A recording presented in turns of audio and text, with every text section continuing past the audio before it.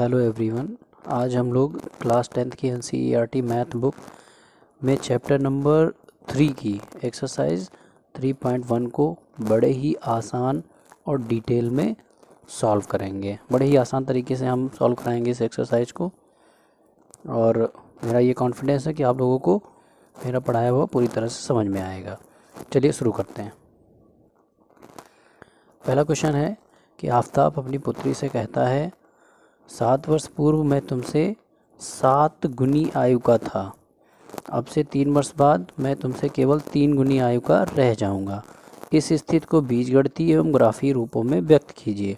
मतलब ये है कि इस क्वेश्चन को हमें दो तरीके से सॉल्व करना है, और सॉल्व नहीं करना, सिर्फ उसको व्यक्त करना है, आंसर नहीं निकालना। हमें बीजगणितीय रूप में बनाना है और दूसरी चीज़ ग्राफीय रूप में बनाना है। तो देखिए क्या करेंगे इसमें। अच्छा, एक चीज़ और, मैं पहले एक्सरसाइज स्टार्ट करने से पहले कुछ चीज़ें सामान्य सी जानकारी है वो देना चाहता हूँ। जैसे चैप्टर का नाम है दो चर वाले रैखिक समीकरण युग्म, तो इसमें जैसे हम चैप्टर का नाम लिख देते हैं पहले, दो चर वाले रैखिक समीकरण युग्म। तो ये होते क्या हैं, पहले इनके बारे में जान लेते हैं। तो देखिए पहला शब्द क्या है, दो चर। तो दो चर क्या होते हैं, चर के बारे में मैंने चैप्टर 1 में बड़ी ही डिटेल से बताया हुआ है। तो दो चर का मतलब हो गया, बहुपद वाले में बताया था चैप्टर नंबर 2 में। दो चर जैसे x y ये दो चर हो गए, या फिर हम और ले सकते हैं a, b, ये दो चर हो गए। फिर कह रहा रैखिक। रैखिक शब्द का मतलब क्या होता है, रैखिक का मतलब होता है घात से, कि घात कितनी होनी चाहिए समीकरण की, 1 होनी चाहिए। और फिर कह रहा है युग्म। युग्म का मतलब होता है जोड़ा, मतलब एक समीकरण होगा तो युग्म नहीं कहेंगे, दो समीकरण हमें लिखने पड़ेंगे। अब हम बात करते हैं समीकरण की, कि समीकरण होते क्या हैं। देखें, जैसे दो चर मतलब हमने कोई एक समीकरण ले लिया इस तरीके से, 3x + 4y = 0, तो ये समीकरण 1 हो गया। ऐसे ही इसी तरीके से 6x + 3y = 1, 2 कुछ भी कह दीजिए, तो ये समीकरण 2 हो गया। तो इनको हम कहेंगे युग्म। ठीक, रैखिक समीकरण, और ये हो गया युग्म। अब आते हैं क्वेश्चन पर। क्वेश्चन नंबर 1 इसको सॉल्व करते हैं। ये तो थोड़ी सी डिटेल थी। क्वेश्चन 1 में कह रहा है कि आफताब अपनी पुत्री से कहता है कि 7 वर्ष पूर्व मैं तुमसे 7 गुनी आयु का था। तो यहाँ पर हम मान लेते हैं कि माना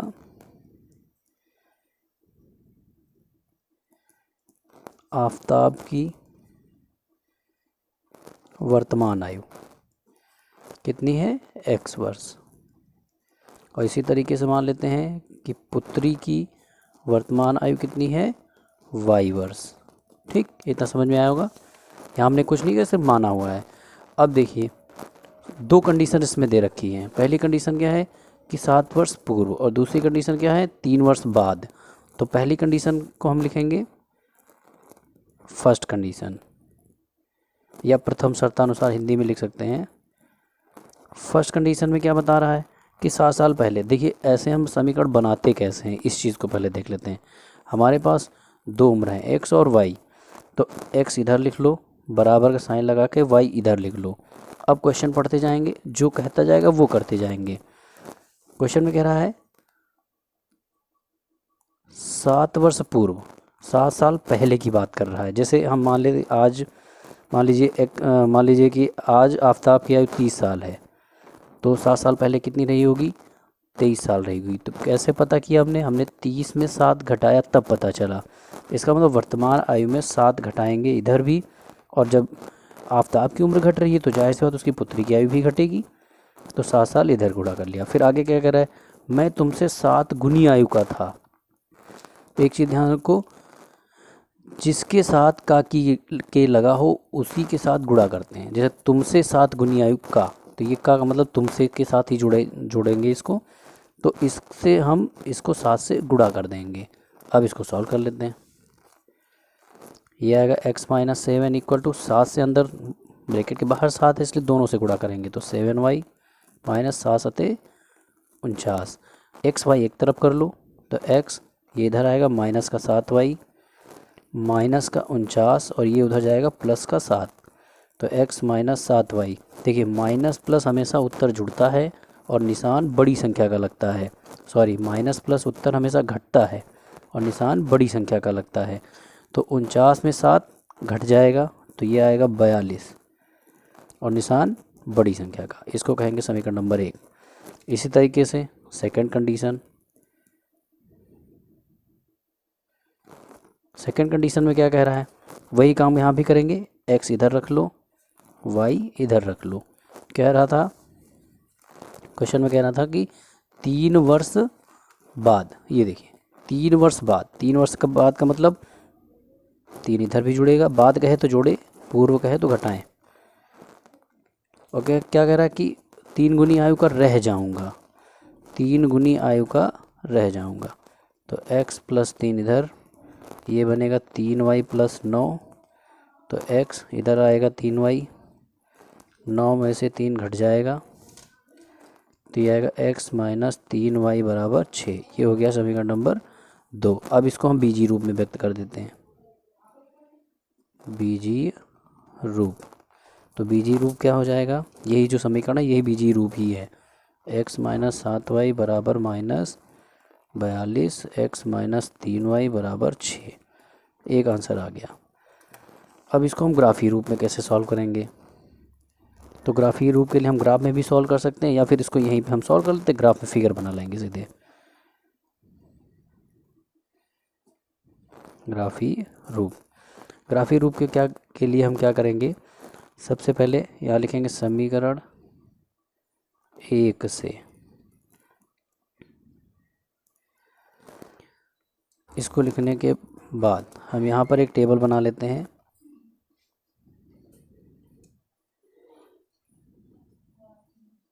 और कम से कम 2 मान निकालेंगे x y।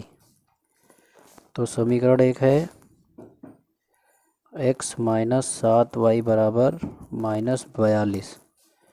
तो इसके लिए क्या करें, अगर हम x का मान रखेंगे 0, मान लीजिए x का मान हमने यहाँ पे रखा 0, x का मान 0 रखा तो ये 0 हो जाएगा, बचेगा क्या, minus 7y equal to minus 42। तो y बराबर हो जाएगा माइनस 42 बटे माइनस 7, माइनस माइनस कट गया, 7 छंग 42, तो y का मान मिला 6। अगला सॉल्व करेंगे इसी तरीके से। अब हम क्या करें,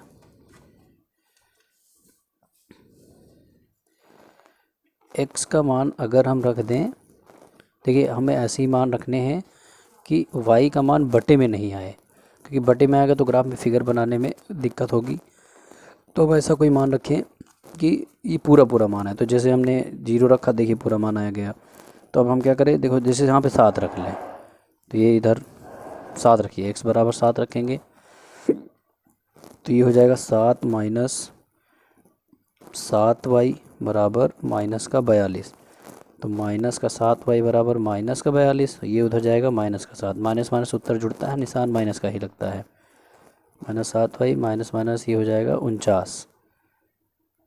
तो देखिए y इक्वल टू हो जाएगा माइनस का 49 बटे माइनस का 7, माइनस माइनस कर दिया, 7 सते 49। तो जब हमने x का मान 7 रखा तो हमें y का मान 7 मिला। ये बात कंडीशन हो गई पहले समीकरण से। अब समीकरण 2 से, समीकरण 2 से फिर से टेबल बना लेते हैं।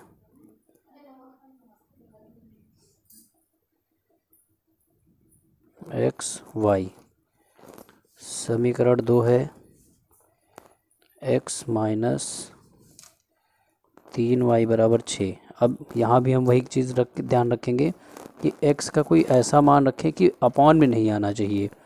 तो पहली चीज़ तो हम जैसे यहाँ पे x बराबर 0 रख दें तो 0 माइनस 3y इक्वल टू 6, तो 0 का कोई मतलब नहीं बचेगा, तो y रुकेगा इधर, तो ये हो जाएगा 6 बटे माइनस 3, 3 दूनी 6, तो कितना आया y का मान, -2। तो 0 रखा तो -2 आया। अब एक और ऐसा कोई मान रख लो कि बटे में नहीं आना चाहिए। ऐसा करते हैं, यहाँ पे x बराबर 3 रख लेते हैं। जब x बराबर 3 रखेंगे तो ये हो जाएगा 3 माइनस 3y बराबर में 6। तो ये 3 उधर जाके घट जाएगा। माइनस का 3y बराबर 6 माइनस 3, तो माइनस का 3y बराबर 3, तो y बराबर हो जाएगा 3 बटे माइनस 3, कट गया। क्या आया y का मान? y का मान आया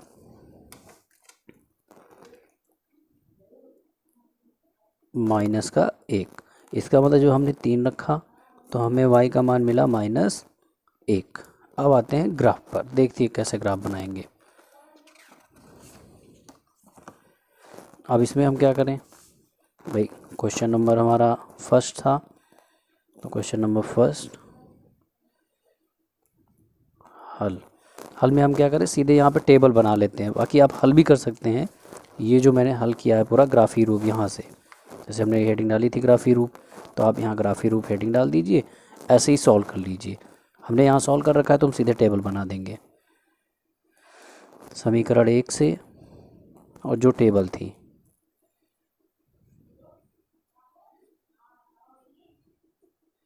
एक्स वाई, 0 रखा था तो 6 मिला था, 7 रखा तो हमको 7 मिला था।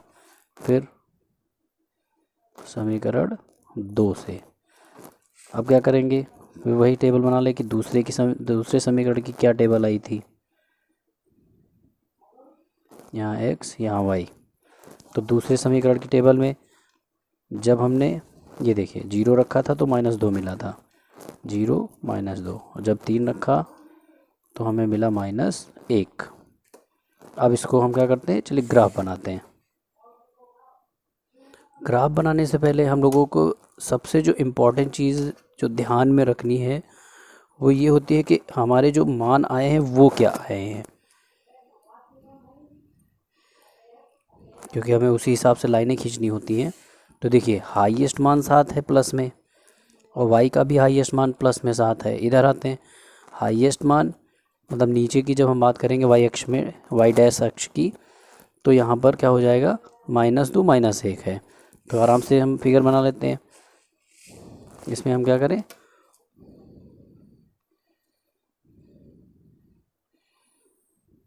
इधर लाइनें खींच लें।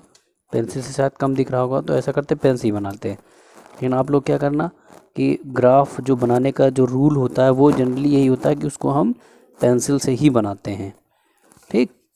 लेकिन चलिए हम यहाँ पर पेन का यूज़ कर रहे हैं, आप लोग मत कीजिएगा क्योंकि ऐसे वीडियो में दिखेगा नहीं।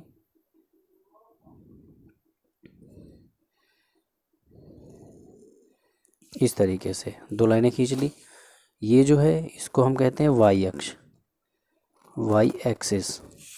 इधर वाला होता है एक्स अक्ष, नीचे वाई डैश अक्ष, और इधर साइड में एक्स डैश अक्ष। जहाँ पर सेंटर एक दूसरे को लाइनें काटती हैं उसको हम 0 नाम देते हैं। एक एक पॉइंट को एक एक नंबर मान लेते हैं, ठीक है। इधर जब भी हम एक्स अक्ष पर दाहिनी साइड जितना बढ़ेंगे वो प्लस में रहेगा, 1 2 3 4 5 6 7 8, बस इतना कर लेते हैं क्योंकि हमें 7 तक चाहिए, हम 8 एक बढ़ा लेते हैं। सेम काम इधर करेंगे, ये हो जाएगा 1 2 3 4 5 6 7 और 8। नीचे जब आते हैं तो ये माइनस में चलता है, -1 -2 -3, और इसको हम कह ले या थोड़ा सा इसको बढ़ा देते हैं तो ये हो जाएगा -4। इधर आओ तो ये -1 -2 -3 और -4। अब देखिए पहला समीकरण लेते हैं। x का मान 0 है, मतलब ये देखिए x अक्ष पर हम यहाँ 0 रहेंगे। y कितना मिल रहा है, 6, तो y पर 6, तो यहाँ ऐसे भी इसको डार्क कर देंगे और लिख देंगे 0,6।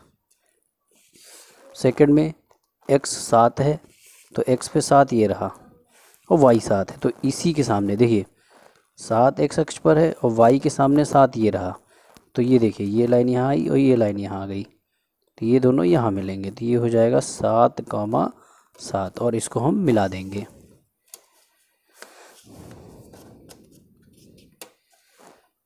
आंसर हो सकता है कि आंसर शीट से आप लोगों का मैच ना करे, क्योंकि हमने यहाँ पे अपने हिसाब से मान रखे हैं।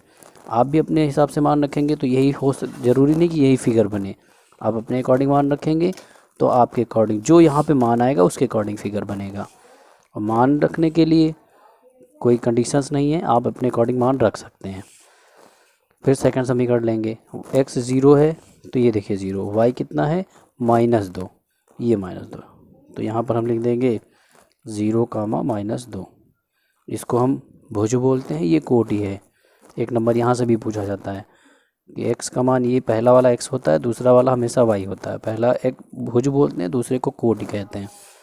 फिर जब x का मान 3 है, ये देखिए x का मान 3 है, y -1 है, तो ये यहाँ पे मिल रहा है।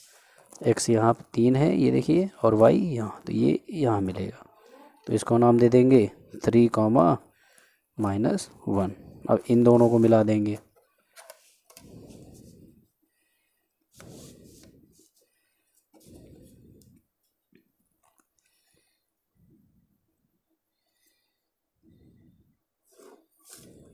ये एक काम और अगर हम कर दे तो बहुत सही रहेगा। यहाँ पे हम समीकरण लिख देते हैं। जैसे पहला समीकरण हमारा क्या बना था, पहला समीकरण बना था, क्वेश्चन पे देखना पड़ेगा, हाँ, पहला समीकरण जो बना था वो बना था यहाँ, ये पहला समीकरण का है, तो यहाँ लिखेंगे x -7y बराबर में -42। इसकी जब बात करेंगे तो ये सेकंड समीकरण था, सेकंड बना था, यहाँ लिख दीजिए, क्योंकि यहाँ मत लिखिए, बीच में की जगह भी नहीं है। तो x -3y बराबर में 6। इस तरीके से ये हो गया आपके क्वेश्चन नंबर फर्स्ट का ग्राफीय निरूपण या ग्राफीय रूप। अब आते हैं क्वेश्चन नंबर सेकंड पर। क्वेश्चन नंबर सेकंड है आपका, क्रिकेट टीम के एक कोच ने 3900 में 3 बल्ले तथा 6 गेंदें खरीदी। बाद में उसने एक और बल्ला तथा उसी प्रकार की 3 गेंदें 1300 में खरीदी। इस स्थिति को बीजगणितीय तथा ज्यामितीय रूप में व्यक्त कीजिए। सेम जैसे पहला क्वेश्चन हल किया था वैसे ही इसको भी हल करेंगे। तो मान लेंगे कि माना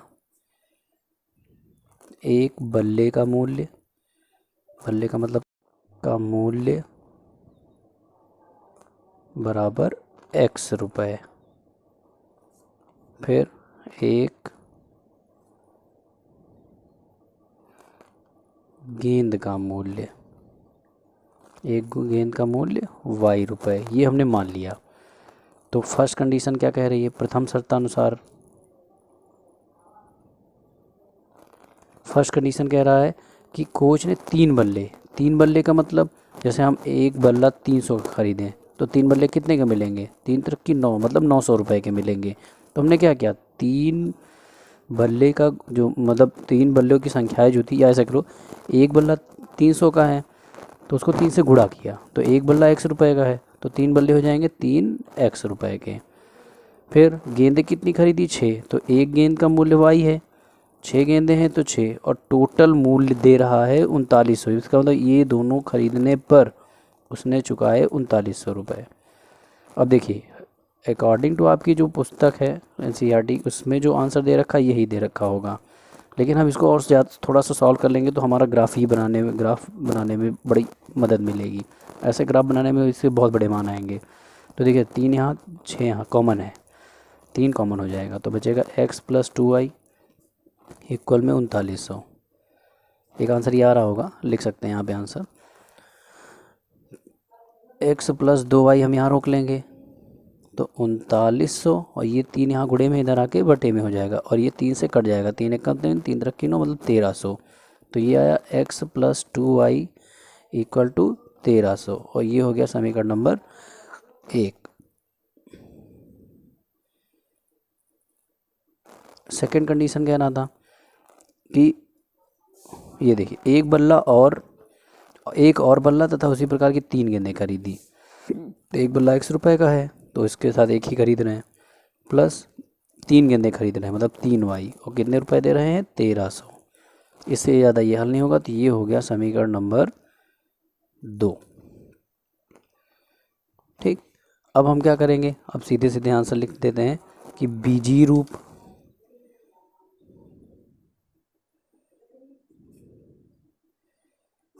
रूप यही समीकरण लिख देते हैं, x plus 2y equal to 1300 और x प्लस 3y बराबर 1300।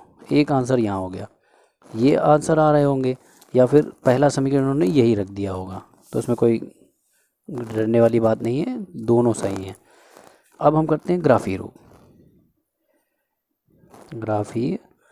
तो ग्राफीय रूप के लिए समीकरण 1 से टेबल बना लेते हैं। आप 2, 3 जितने मान निकालना चाहें निकाल सकते हैं। फिलहाल हम लोग 2 ही निकालेंगे, ठीक।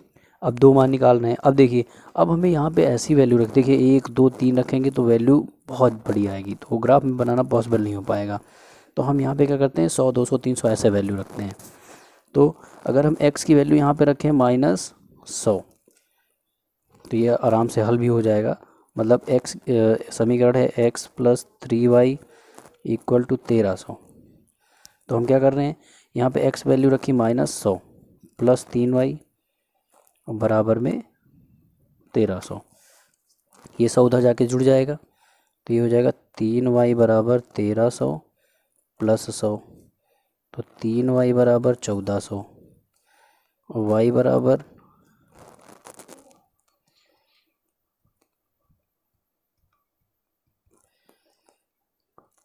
नहीं, समीकरण 1 शायद कुछ मिस्टेक हुई है। समीकरण 1 है 2, यहाँ 2y है, ठीक। तो हमें यहाँ 2 रखना है।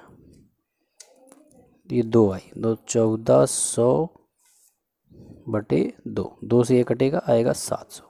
तो y की वैल्यू हो गई 700, मतलब हमने -100 रखा तो ये 700 मिला। फिर x की अगली वैल्यू रख लेते हैं कोई, तो माइनस में रखा था, इस बार प्लस में रख लो 100। तो ये हो जाएगा 100 प्लस 2y बराबर 1300। देखिए 100 जाके उधर घट जाएगा, तो 2y बराबर आएगा 1200। ये ऐसे भी काट सकते हैं आप, 2 छाग 1200, तो y बराबर आ गया 600। हमने जब प्लस में 100 रखा तो हमको 600 मिला। इसी तरीके से समीकरण 2 से मैं यहाँ इधर बगल में सॉल्व कर रहा हूँ, तो इसका मतलब आप भी ऐसा मत कीजिएगा। अब नए नए पेजेस मतलब आगे, इसके आगे कंटिन्यू बनाइएगा।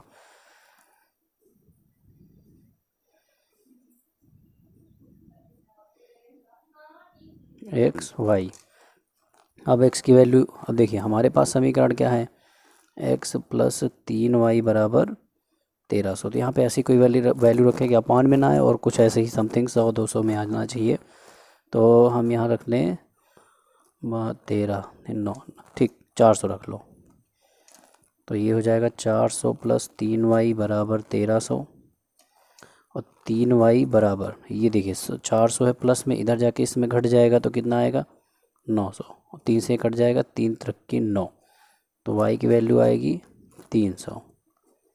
तो जब हमने 400 रखा तो हमें 300 मिला। अब हम इसी तरीके से क्या करें, माइनस भी रख सकते हैं, लेकिन माइनस में कटेगा, प्लस में मतलब ये हो जाएगा 13 4 17 नहीं कटेगा, तो ऐसा करते -200 रख लो, कट जाएगा। -200 प्लस 3y बराबर 1300, तो 3y बराबर हो, ये देखिए ये माइनस में इधर आके जुड़ जाएगा, 13 में 2 जुड़ेगा तो 15 और ये 100, 3 × 6 15, तो y की वैल्यू आ गई 500।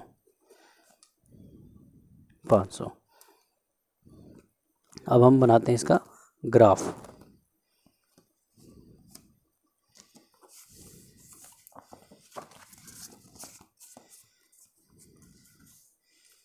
चलिए ग्राफ बनाते हैं।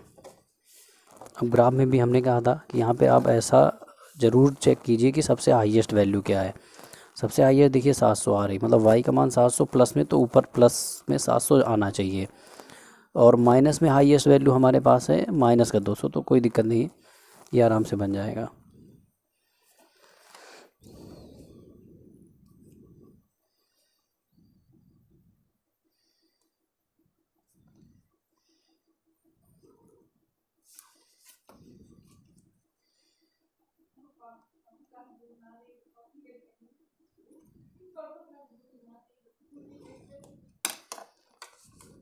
बाकी ये y अक्ष है, ये x अक्ष है, और इसको हम कहते हैं y डैश, और इसको कहते हैं x डैश अक्ष। ये 0 होगा।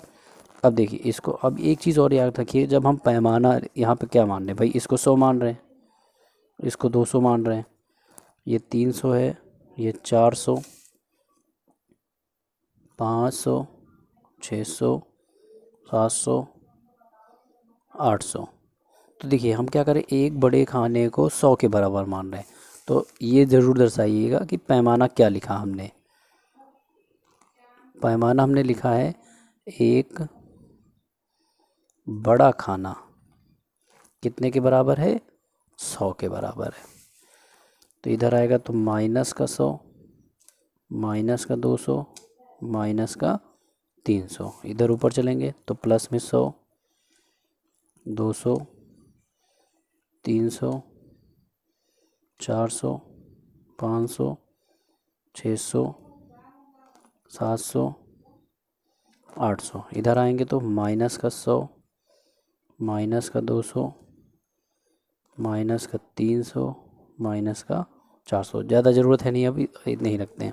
तो अब देखिए इसमें पहला मान था x का -100, तो -100 हमें कहाँ मिलेगा, x पर -100 ये रहा, और y कितना है 700, तो x पे माइनस में है और y पे 7 है यहाँ, तो यहाँ लिख देंगे -100, 700। ठीक, और इसी में दूसरा मान क्या है, प्लस में 100, तो ये देखिए प्लस में 100 हमको मिल रहा है 600, तो y का मान 600 ये रहा, तो यहाँ पे आएगा, तो ये हो जाएगा 100, 600। इनको ज्वाइन कर देते हैं पहले।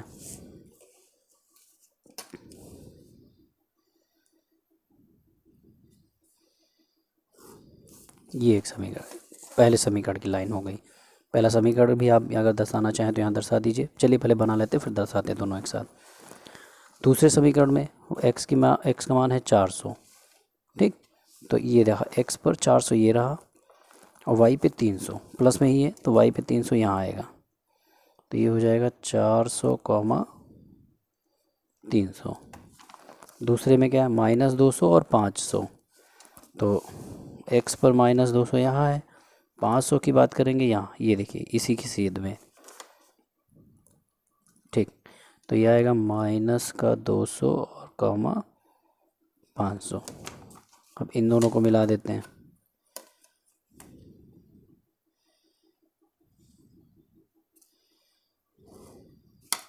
इन दोनों को हमने मिला दिया, तो ये पहले समीकरण की थी। तो पहला समीकरण था x प्लस 2y बराबर 1300, और दूसरा समीकरण हम लोगों ने क्या लिखा था, x प्लस 3y बराबर में 1300। इस तरीके से क्वेश्चन नंबर 2 का ये आपका ग्राफ ही हल हो गया। ठीक, अब आते हैं क्वेश्चन नंबर 3 पर।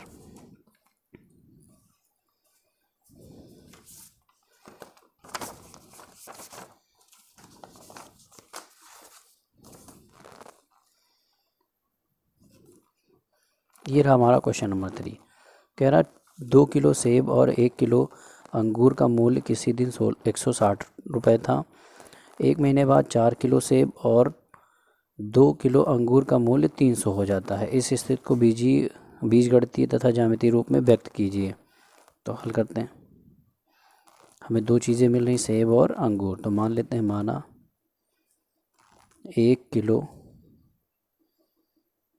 सेब का मूल्य बराबर x रुपये, और इसी तरीके से 1 किलो अंगूर का मूल्य y रुपये। अब फर्स्ट कंडीशन, प्रथम शर्तानुसार क्या कह रहा है, प्रथम शर्तानुसार कह रहा है 2 किलो सेब, तो x 1 किलो का मूल्य है, तो 2 किलो का 2x हो जाएगा। और 1 किलो अंगूर प्लस करेंगे क्योंकि 160 रुपये दे रहे हैं, तो इसका मतलब दोनों खरीद रहे हैं तभी तो दे रहे हैं, तो ये हो जाएगा y बराबर में 160। ये हो गया समीकरण नंबर 1। इससे ज़्यादा ये हल नहीं होगा, तो ये तुम्हारा समीकरण नंबर 1 हो जाएगा। फिर सेकंड कंडीशन में क्या कह रहा है,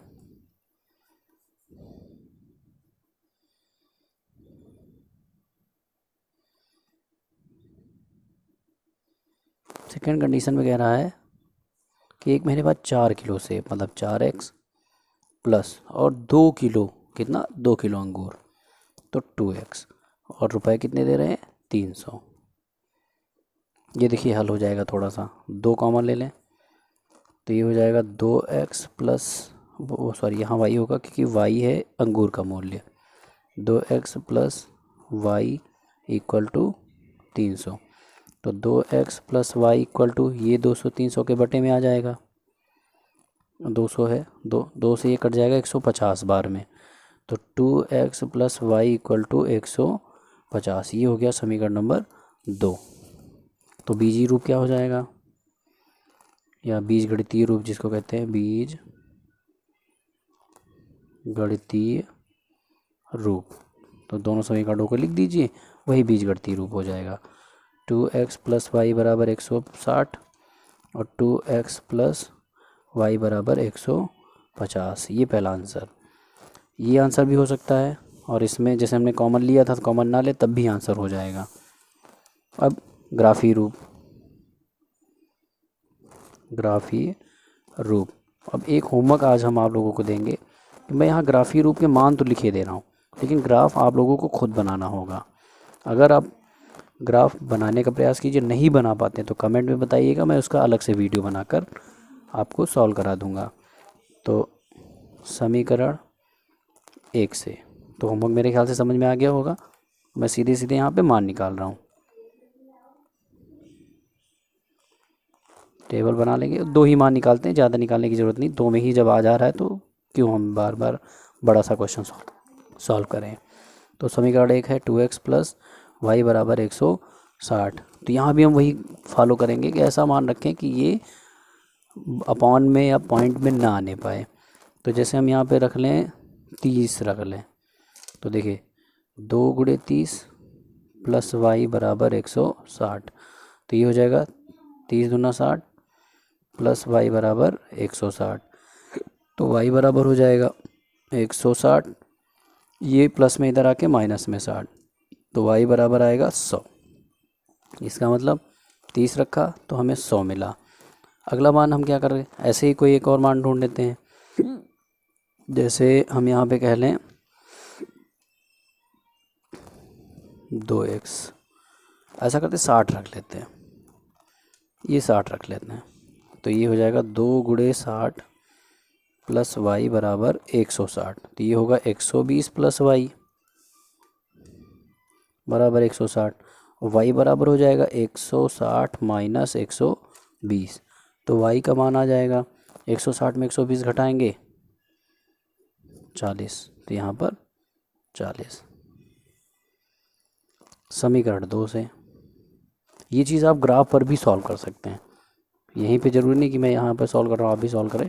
आप ग्राफ कॉपी लीजिए, उस पर एक पेज सादा पेज होता है लाइनिंग वाला जिस पे ग्राफ नहीं बना होता, तो वहाँ पर ये सॉल्व कर दीजिए, उसके लेफ़्ट पेज पर आप ये इसका ग्राफ बना दीजिए। समीकरण 2 से